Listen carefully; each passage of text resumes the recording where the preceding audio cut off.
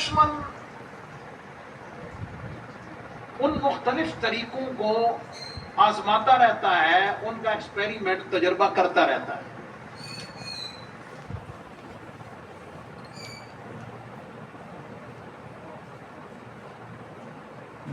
اور یہ آپ کو معلوم ہونا چاہیے، جو موجود ہیں ہماری نیو جنریشن، اس کو یہ خاص طور پہ پتہ ہونا چاہیے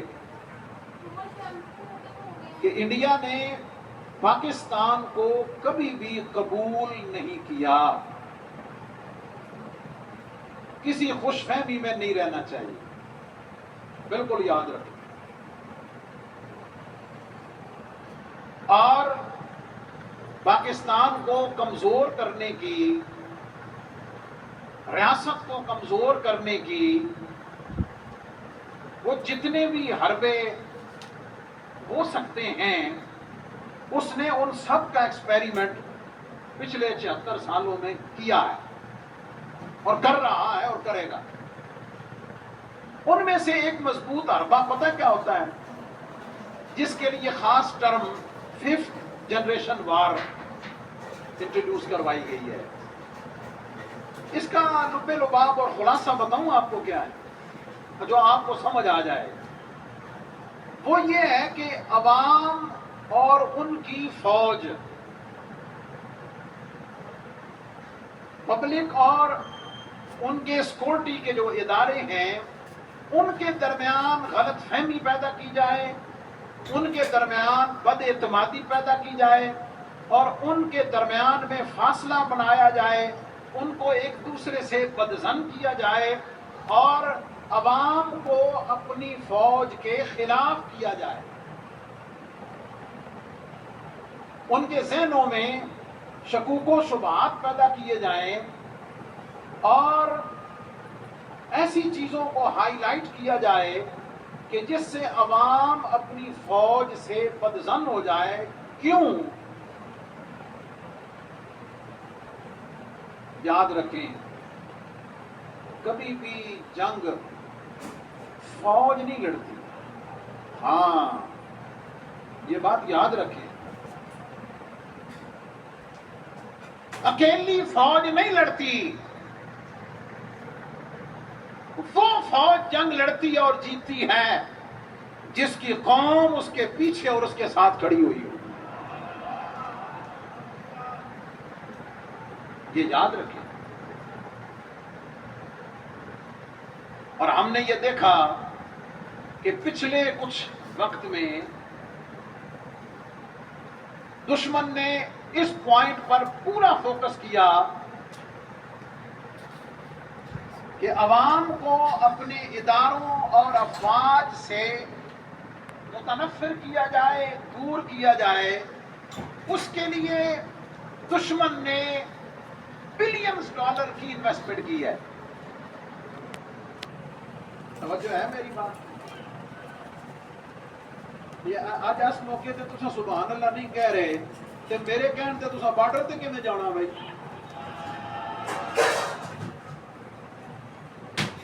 تے یاد رکھنا، اسی انہاں چوں نہیں ہیگے جڑے تہن کہاں گے تے آپ بہ جاواں گے، اسی اگے ہوواں گے تہاڈے انشاءاللہ. ہاں، ٹینشن نہیں لینی. تے نال انہاں چوں بھی نہیں ہیگے اسی جڑے اپنے بچے دے پتر باہر گل کے کہندے ہیں ہم تمہارے ساتھ ہیں. اے تینوں اج آئے نے تے سن لے بہن کا پیو کیا آدا پیا. توجہ ہے؟ ذرا زور نال بولو سبحان اللہ. دشمن نے اربوں ڈالر، ٹریلین آف ڈالر جو ہیں وہ انویسٹ کیے اس کام کے اوپر. اب ذرا سمجھنا میری اس فقیر کے تبصرے کو. یہ سارا کچھ پیچھے کچھ سالہ کر کے نا، اب اس نے کہا کہ ذرا تھوڑا جہا ٹیسٹر لا کے دیکھو. اور سمجھتے پہ ہو؟ اے تھوڑا جہا انہوں چیک تے کرو کہ ہم نے اس پوائنٹ پر وایا 5th جنریشن وار چائنا نے ہمیں اکوپمنٹ دیا, لڑے ہم خود تھے. ہمیں کسی نے کوئی نہیں کہا کہ ہم آپ کے لیے لڑیں گے. تو بالکل صحیح بات ہے, آج بھی ہم خود لڑیں گے. اچھا ہمیں بی جے پی صاحب کنیکٹیوٹی کا نہیں, عوام کہاں کھڑی ہے؟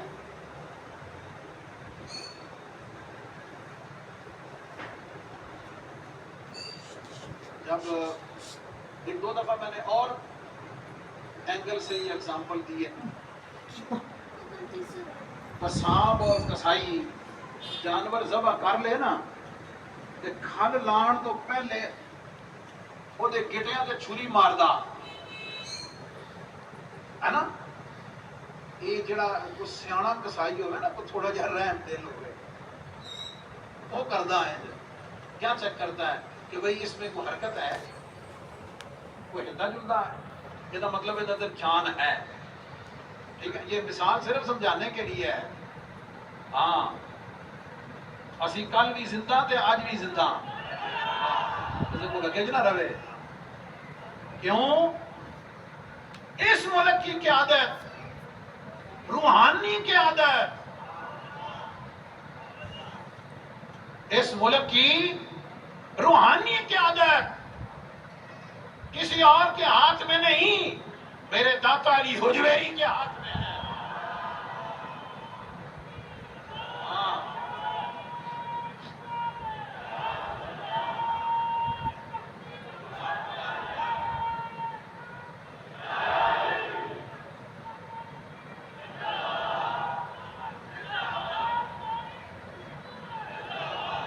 اور لیڈر, قائد, رہنما اور کوئی نہیں, میرے داتا علی حجویری کے نانا جان مکین گنبد خضرا ہیں.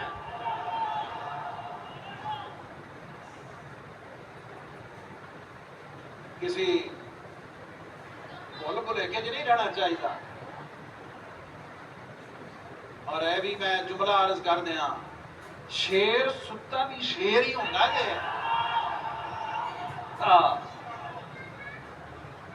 شیر ستا بھی شیر ہی ہوگا. اگلی بات, بالکل علل اعلان 71 والے بھلیکے چ بھی نہ رہنا. بزرگ سنتے پہ ہو نا, 71 والے کسی بھلیکے میں نہ رہنا, کیونکہ اس وقت افواج کا لیڈر کوئی اور نہیں, وہ آل نبی اولاد علی ہے. جی سید عاصم منیر صاحب, انہوں نے ٹریلینز آف ڈالر کر کے چیک کرنا چاہیا, تھوڑا جا ٹیسٹ لا کے دیکھو تے صحیح کہ جاگتے نے یا ستے نے, اور اگر جاگتے نے تو انہاں دا منہ کسی اور پاسے کا نہیں. یہ اپنی افواج کے ساتھ کھڑے ہیں یا نہیں کھڑے ہوئے, لیکن الحمدللہ الحمدللہ پاکستان کے کونے کونے سے, گلی گلی سے, چپے چپے سے, ایک ایک گھر سے, ایک ایک ادارے سے اور ایک ایک فرد نے یہ آواز بلند کر کے کہا تھا, ہم کل بھی افواج کے ساتھ ہیں اور آج بھی افواج کے ساتھ ہیں. اور آپ کو یہ معلوم ہونا چاہیے کہ پچھلے 10-12 سالوں میں خاص طور پہ استحکام پاکستان کی بات ہو, پیغام پاکستان کا بیانیہ ہو, ملک پاکستان سے دہشت گردی کے خاتمے کی بات ہو, شہداء کو خراج تحسین پیش کرنے کی بات ہو, جوانوں کے افواج کے مورال کو بلند کرنے کی بات ہو, ہماری سوچ میں اس محراب و منبر سے, حضور فیض عالم کی بارگاہ سے کبھی بھی بغیر کسی ہیزیٹیشن کے, بغیر کسی ریزرویشن کے, علل اعلان کھلم کھلا آپ سب کی تائید کے ساتھ. اور جب میں آپ سب کی تائید کہہ رہا ہوں نا, کہ اے تسی صرف 5-10 ہزار نہیں, سمجھ رہے ہو نا, پورے 5-10 ہزار نہیں, پورا پاکستان پورا کیوں؟ میں بھلا کیوں کہہ رہا ہوں؟ پورا پاکستان میرے داتا کا پاکستان ہے، ہاں میرے خواجہ کا پاکستان ہے، میرے پاپا کا خواجستان ہے، یہ پورا پاکستان میرے لجپال کا پاکستان ہے، کسی اور کا نہیں ہے گا۔ کیوں؟ یہ اولیاء کی سرزمین ہے، یہ اولیاء کا فیضان ہے، تبھی تو پاکستان ہے۔ یہ بات میں نے آپ کو پہلی عرض کی ہے کہ دشمن نے یہ چیک کرنا چاہا ہے، اور وہ اس ٹیسٹ میں ہم کامیاب ہوئے ہیں، ہم کامیاب ہوئے ہیں، وہ ناکام ہوا ہے۔ اور بھاویں تسی منو یا منو، اے تواڈے وچ بھی کئی بیٹھے ہونے نے ہے تے اے کیوں ٹی وی انڈیا وچ بھی بڑا تکیا جاندا، سمجھ آ گئی؟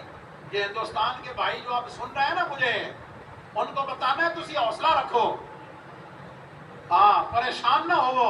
حضرت نعمت شاہ ولی کی پیشن گوئی کے مطابق انشاءاللہ وہ دن دور نہیں جب ہم تمہیں بھی ہندوستان کے ہندوؤں سے آزاد کرائیں گے۔ کیسے کو لے کے چلا روے؟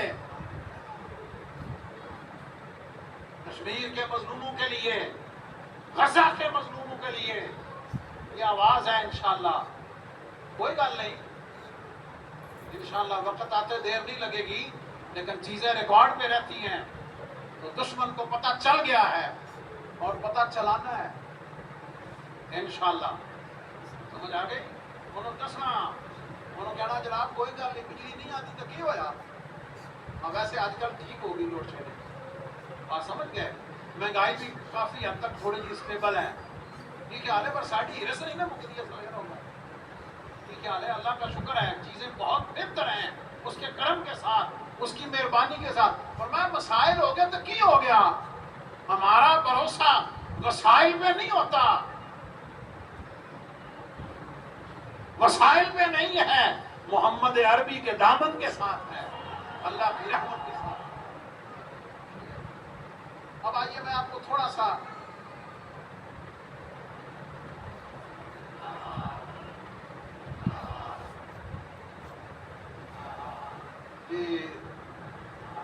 شکریہ ہے، جب میں نہ رلوانا نا اخیر تو پھر میں دیکھنا کہ تم کتنا اونچا بول رہا، پھر میں دیکھنا۔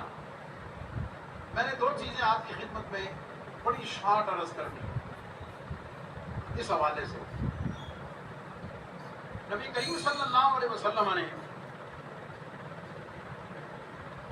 جب مدینے کی ریاست مدینہ المنورہ قائم فرمائی، توجہ ہے جناب کی، میں ذرا چلتے چلتے سننا، پھر میں تمہیں نال لے کے چلنا۔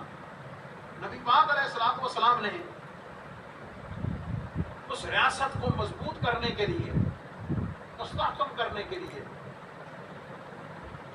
نبی کریم صلی اللہ علیہ وسلم نے کچھ غیر دفاعی، نان ڈیفینسو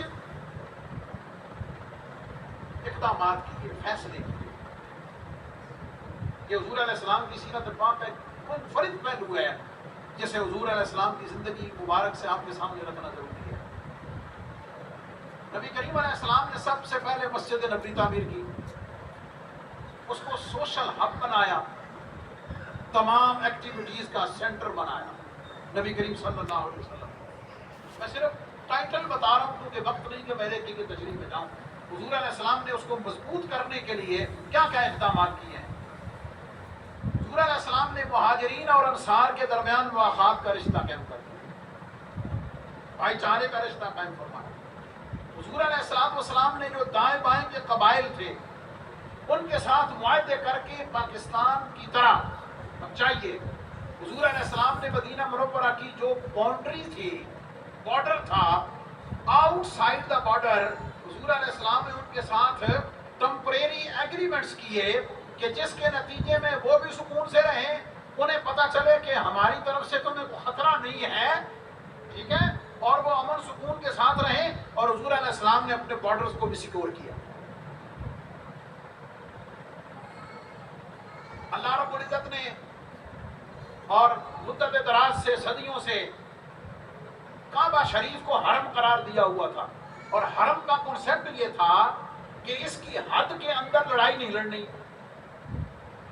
اس کی حدود میں لڑائی نہیں لڑنی، اور خاص طور پر پھر حرمت کے 4 مہینے اللہ رب العزت نے یوم خلق السماوات والارض منها 4 حرم، پہلے دن سے حضور علیہ السلام اللہ رب العزت نے یہ حدود قائم کر دی۔ نبی کریم علیہ السلام نے حرم مکی کی طرح حرم نبوی مقرر کیا، مدینہ پاک کی حرمت کو حضور علیہ السلام نے قائم فرمایا۔ نبی کریم علیہ السلام نے مدینہ پاک کے اندر موجود جتنے قبائل تھے، وہ مسلم تھے، نان مسلم تھے، وہ یہودی تھے، وہ عیسائی تھے، نبی کریم علیہ السلام نے ان کو اعتماد میں لیا کہ بھئی ہم سے تمہیں ڈرنے کی کوئی ضرورت نہیں، ہم سے تمہیں کوئی خطرہ نہیں ہے۔ نبی کریم صلی اللہ علیہ وسلم نے صحابہ کرام کے ذریعے، اہل بیت کے ذریعے، خود اپنی ذات کے ذریعے رشتہ داریوں کو قائم کیا، رشتے لیے، تاکہ اس حیا میں اور اس رشتہ داری کی وجہ سے آپس میں محبت، اخوت، حیا اور آپس میں تعلق اچھا قائم۔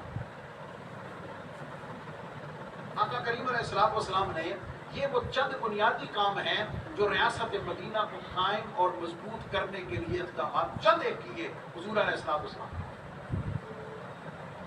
اب آگے چلیے، مدینہ پاک کے دفاع کو مضبوط کرنے کے لیے، سیکور کرنے کے لیے نبی کریم علیہ السلام نے اور کیا اقدامات کیے؟ سب سے پہلے تو نبی پاک علیہ السلام نے حکم دیا بھائی اس زمانے کے مطابق جن ہتھیاروں کی ضرورت ہے، جن سے جنگ لڑی جا سکتی ہے، وہ تیار کرو۔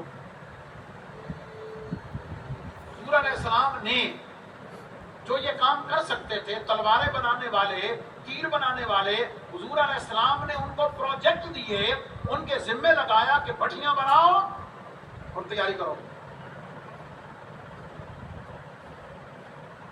یہ پہلو بتانا اس لیے ضروری ہے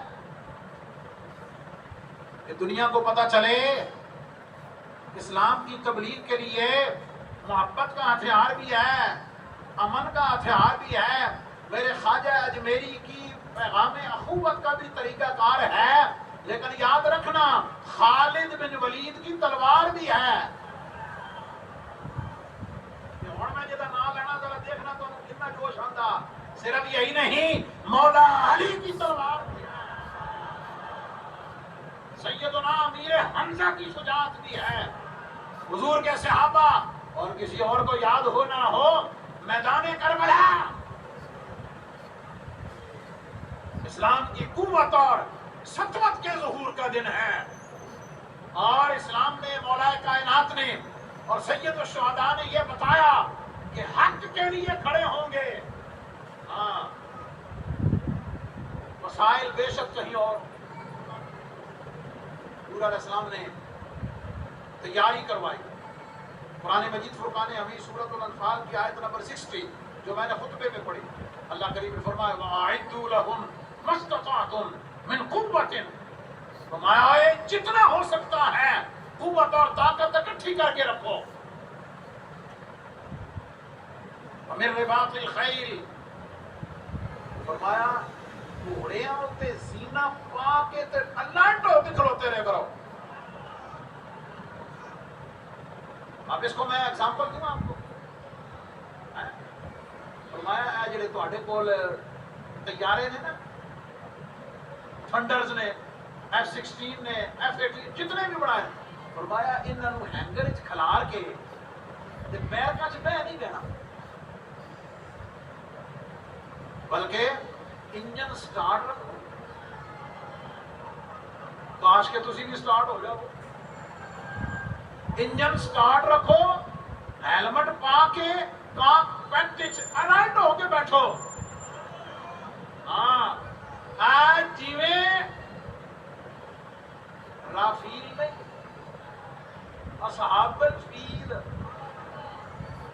ہاں، الم ترى کیف فعل ربک باصحاب الفیل، قرآن نے کہا ہے نا، وہ دیکھا نہیں تیرے رب نے ہاتھی والوں کے ساتھ فیل، اللہ نے کیا حشر کیا؟ اللہ نے 1450 سال بعد وہ فرانس سے بڑے 5 رافیل جن کی ہسٹری ہے کہ ان کو کسی نے گرایا ہی نہیں. یہ کیا ہے؟ اعدوا لهم ما استطعتم من قوة ومن رباط الخیل. فوج بارڈر پہ جہازوں کے انجن سٹارٹ کر کے بٹن اتنے ہاتھ رکھ کے بیٹھی. آپ کیسے بولے کہ جنا رہو ترہبون به عدو اللہ وعدوکم. فرمایا تھوڑے دشمن کو پتا ہوئے کہ ستے نہیں پہ جاگ دے نے. ہاں لیکن اب یہاں بڑی ناشکری ہوگی. اصل تو ساتھ ستے پہ آسے پرسوں رات میں اور آپ سکون کی نیند سو رہے تھے. خراج عقیدت و سلام فوج جاگ دی اور جاگ دی ایسی نا کہ ادھروں چمگادڑا نکلیاں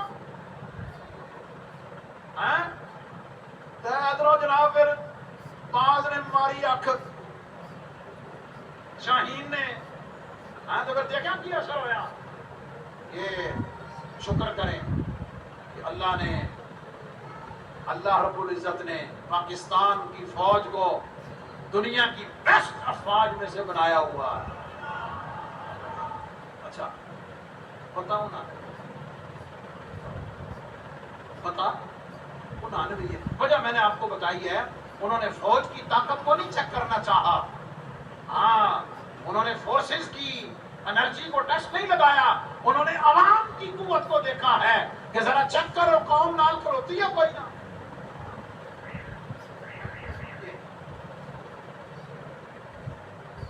نبی پاک علیہ السلام نے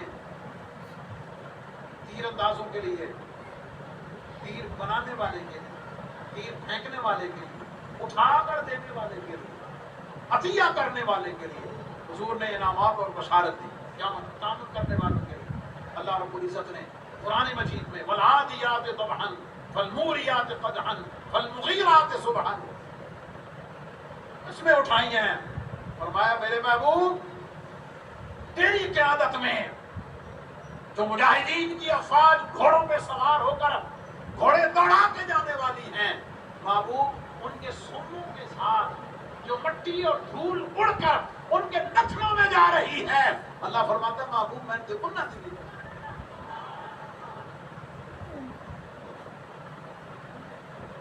حضور علیہ السلام نے اس کی تیاری کرائی اور حدیث میں موجود ہے نبی پاک صلی اللہ علیہ وسلم نے منجنیق دبابہ یہ ٹینک اور توپ جو ہے نا یہ اسی کی ایڈوانس شیپ ہے.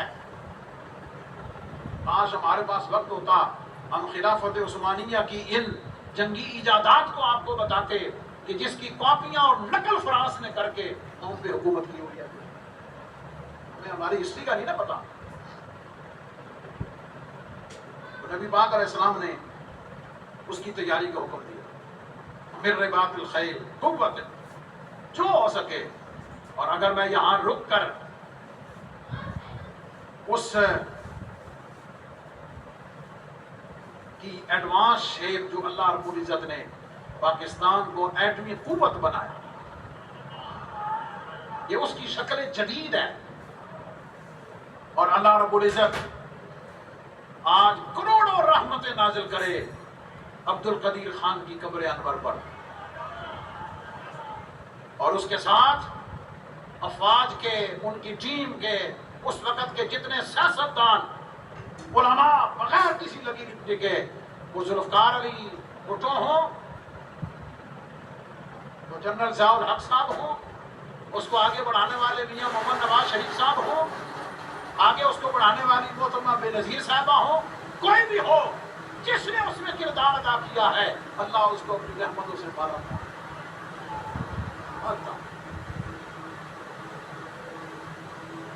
پھر نبی پاک علیہ السلام نے جنگ کے دوران یہ بھی فرمایا بھئی اپنا اسلحہ ضائع نہیں کرنا, سنبھال کے رکھنا.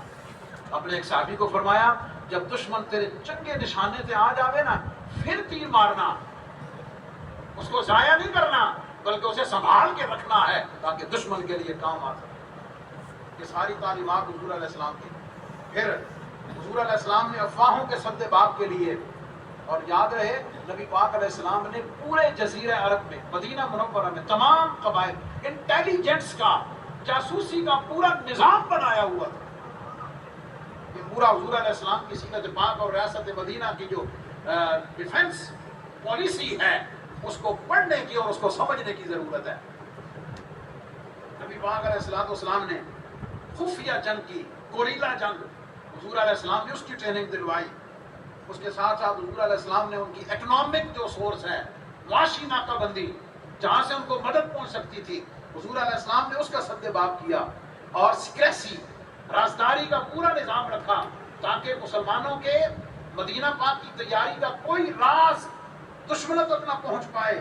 پھر نبی پاک علیہ السلام نے مسلمانوں کی فوج کی قیادت کے لیے جس میں وہ صلاحیت ہوتی تھی نا، جرأت کی، بہادری کی، حضور اس کا انتخاب کرتے تھے۔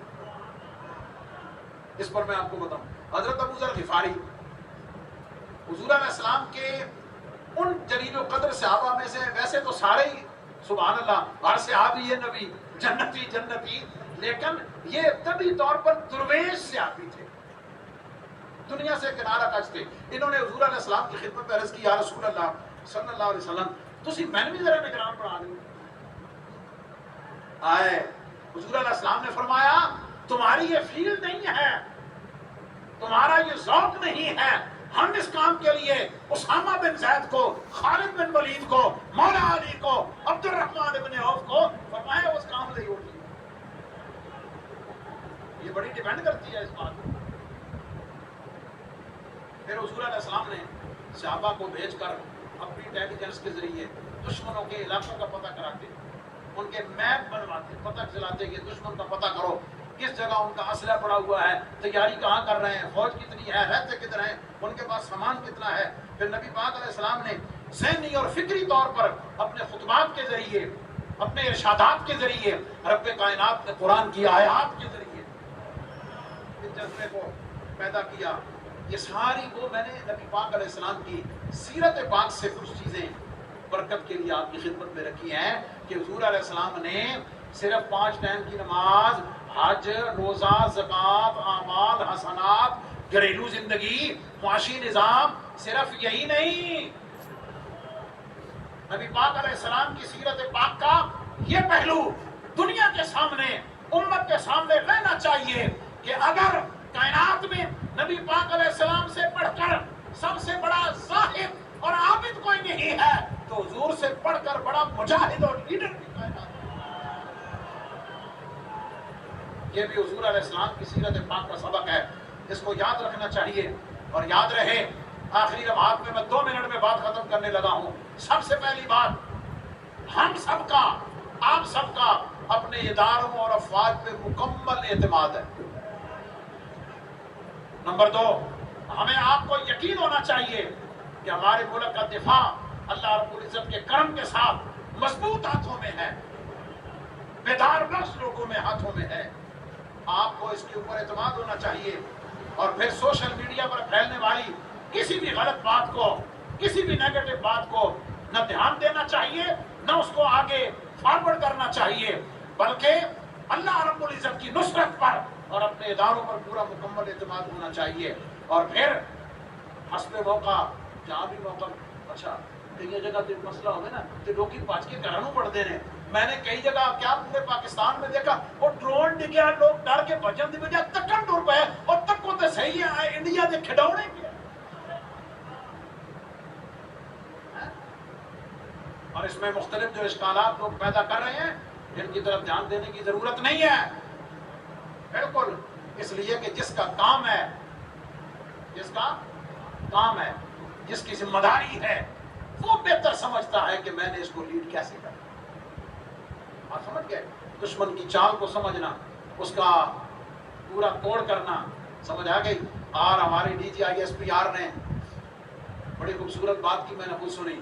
وہ انڈیا نے چلایا نا کہ پاکستان نے فلاں جگہ حملہ کر دیا، اتنے ڈرون ڈال دیتے، فلانا کیتا، کیا جرأت مندانہ بات کی ہے۔ انہوں نے فرمایا ہم انڈیا کے بتانے کے محتاج نہیں ہے کہ انڈیا سانو دسے اسی کتے حملہ کیتا، جب ہم کریں گے نا تے آواز بھی آئے گی۔ میں پنجابی دس رہا، آواز بھی آئے گی تو پیڑ بھی ہوئے گی. وہاں سمجھ گیا. پھر دنیا بتائے گی کہ پاکستان نے پھر کیا کیا ہے، لیکن وہ کب کرنا ہے، وہ کیسے کرنا ہے، وہ کہاں کرنا ہے، یہ ہمارے فورسز اور ہمارے ادارے، ہمارے سپہ سالار وہ بہتر جانتے ہیں. میرے اور آپ کا کام اللہ کی بارگاہ میں دعا کرنا ہے، اللہ رب العزت کی بارگاہ میں التجا کرنا ہے. اور نبی پاک علیہ السلام کا یہ فرمان یاد رہے. حضور علیہ السلام نے ارشاد فرمایا، بخاری شریف کے حدیث پاک ہے، ایھا الناس، اے لوگو، لا تمنوا لقاء العدو، پہل کر کے دشمن سے لڑنے کی کوشش اور تمنا نہ کرو. اپنے آپ کو محفوظ رکھو، سیف رکھو.